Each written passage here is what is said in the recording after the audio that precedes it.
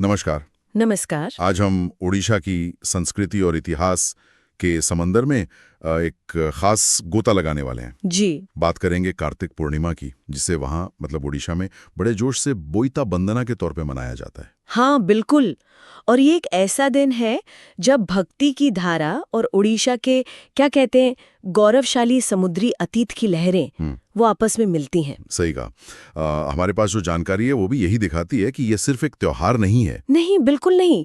ये तो ओडिशा की पहचान, वहाँ के लोगों के साहस और एक बहुत ही समृद्ध ऐतिहासिक विरासत का एक जीता जागता उत्सव है।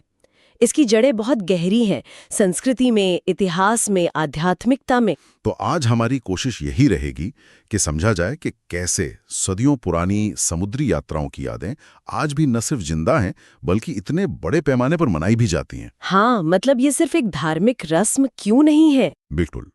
ये कैसे ओडिशा की एक सामूहिक स्मृति, एक गर्व का प्रतीक बन गया है। चलिए इसी अनोखी परंपरा और इसकी कहानी को थोड़ा खोलते हैं परत दर परत। जरूर। तो शुरुआत करते हैं कार्तिक पूर्णिमा के महत्व से ही।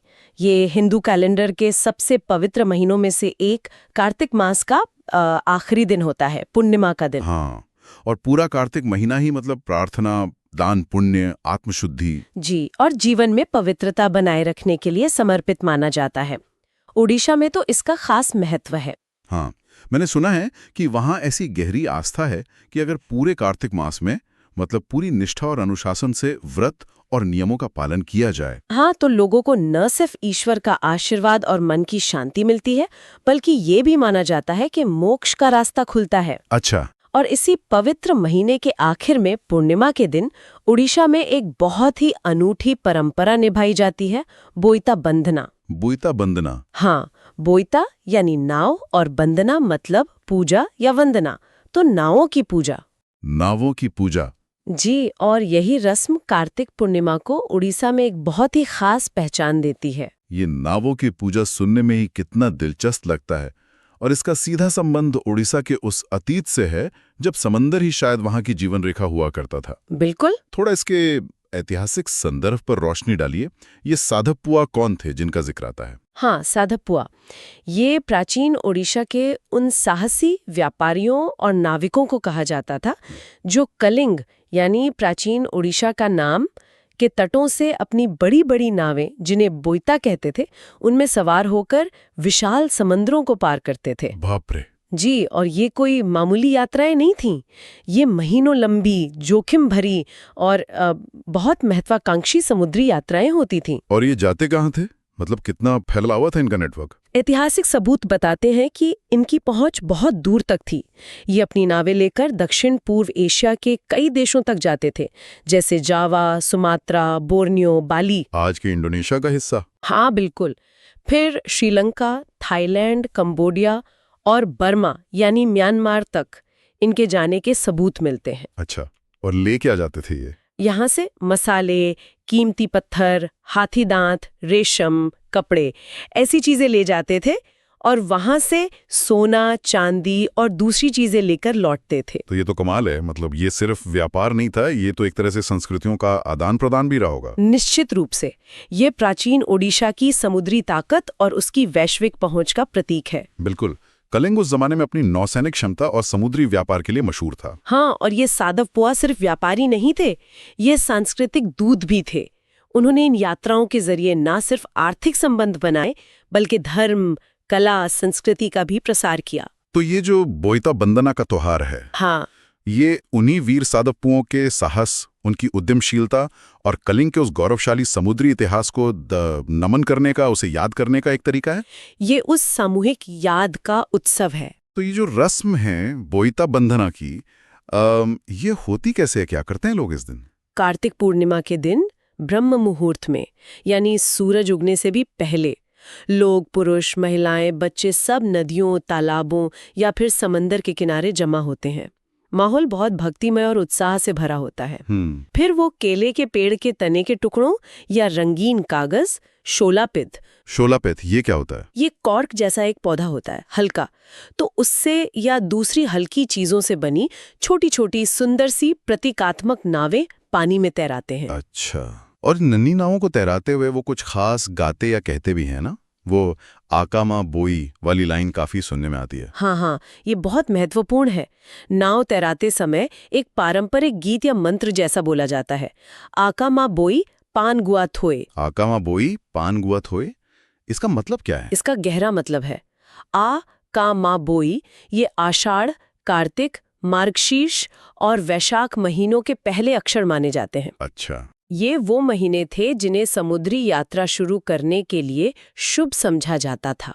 और पान गुआ थोई का मतलब है नाव पर पान और सुपारी रखकर विदा करना। ये शुभ यात्रा की कामना का प्रतीक है।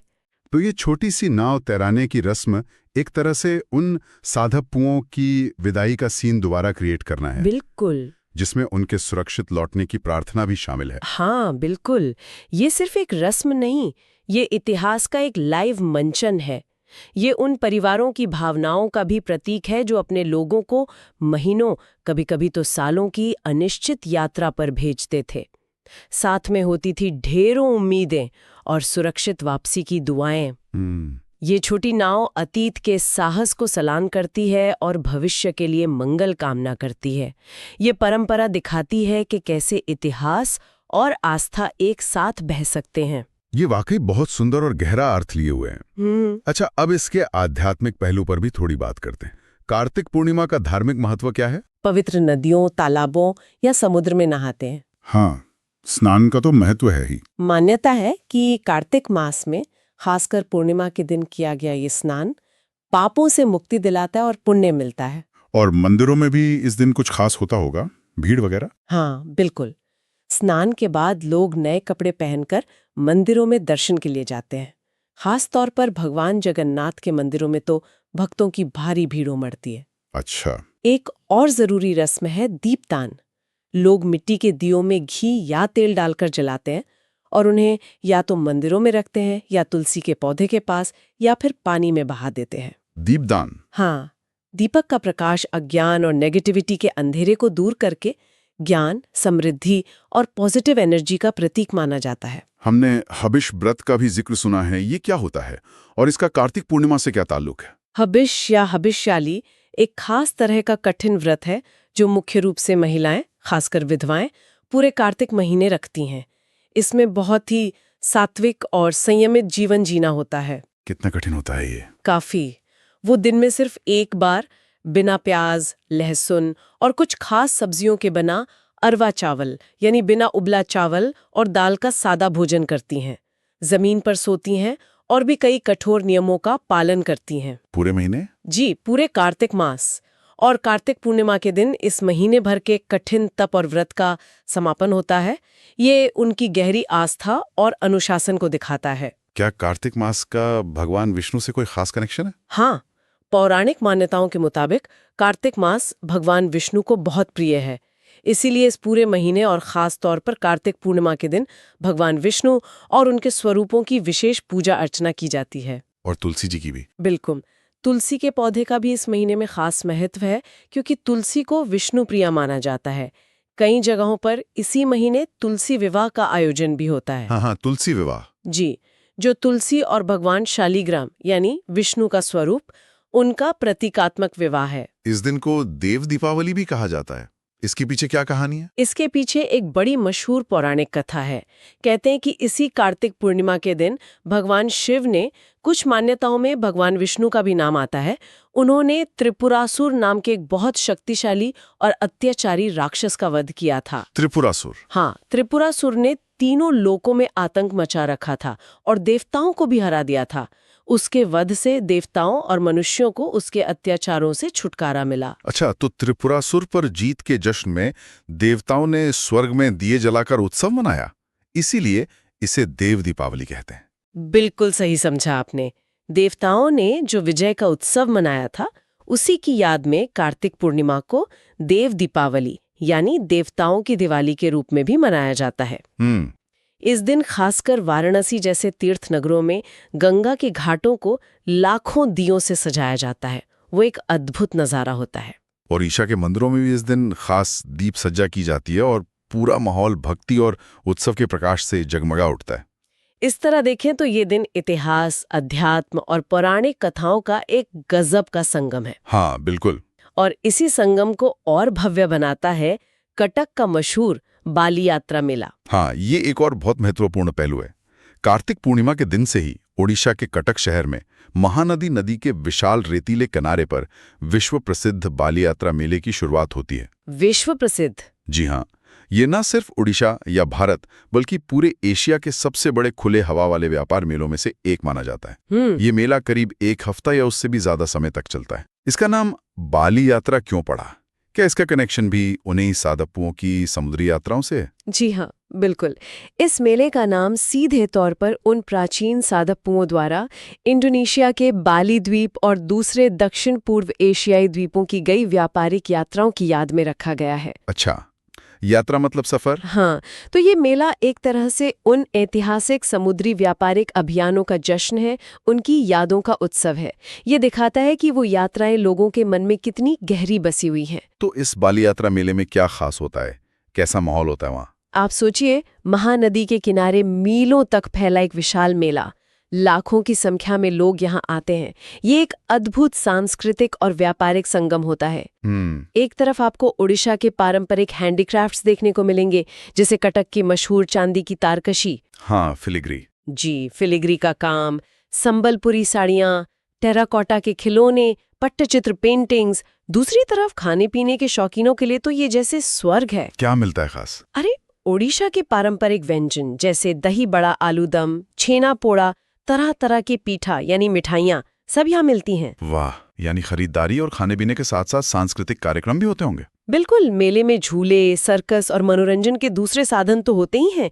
साथ ही बड़े बड़े स्टेज पर पारंपरिक लोक नृत्यों और संगीत के कार्यक्रम भी होते हैं। जैसे? आपको वहाँ ओडिसी नृत्य की झलक मिल सकती है, या फिर आप गोटीपुआ नृत्य देख सकते हैं जो युवा लड़के करते हैं। एक्रोबैटिक डांस होता है। अच्छा, तो ये मेला सिर्फ एक व्यापारिक मौका नहीं है, ये ओडिशा की जीवन संस्कृति, उसकी समृद्ध इतिहास और उसके ग्लोबल कनेक्शन का उत्सव है।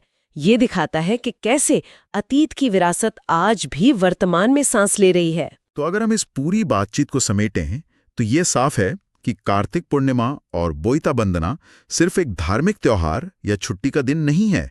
ये उससे कहीं ज्यादा गहरा और कई परतों वाला है। आपने बिल्कुल सही कहा। ये ओडिशा के स्वाभिमान का प्रतीक है। ये उस हिम्मत वाली इंसानी भावना का उत्सव है जिसने सदियों पहले यहाँ के लोगों को विशाल समंदरों को चुनौती देने की प्रेरणा दी।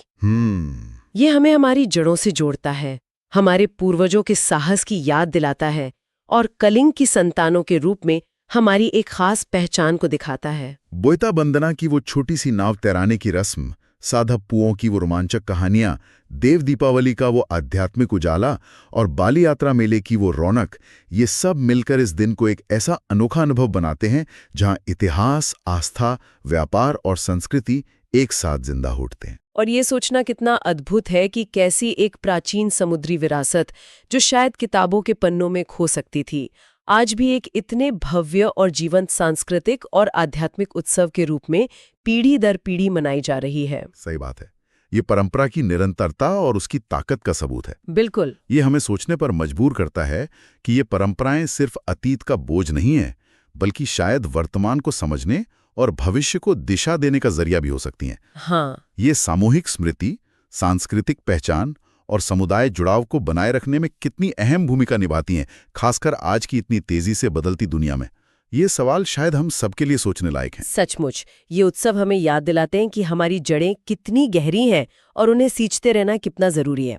इसी भक्ति और गर्व के भाव के साथ चलिए आज की इस चर्चा को यहीं रोक करें और भक्ति के साथ कहें, बोईता बंदना, जय हो, जय जगन्नाथ। जय जगन्नाथ।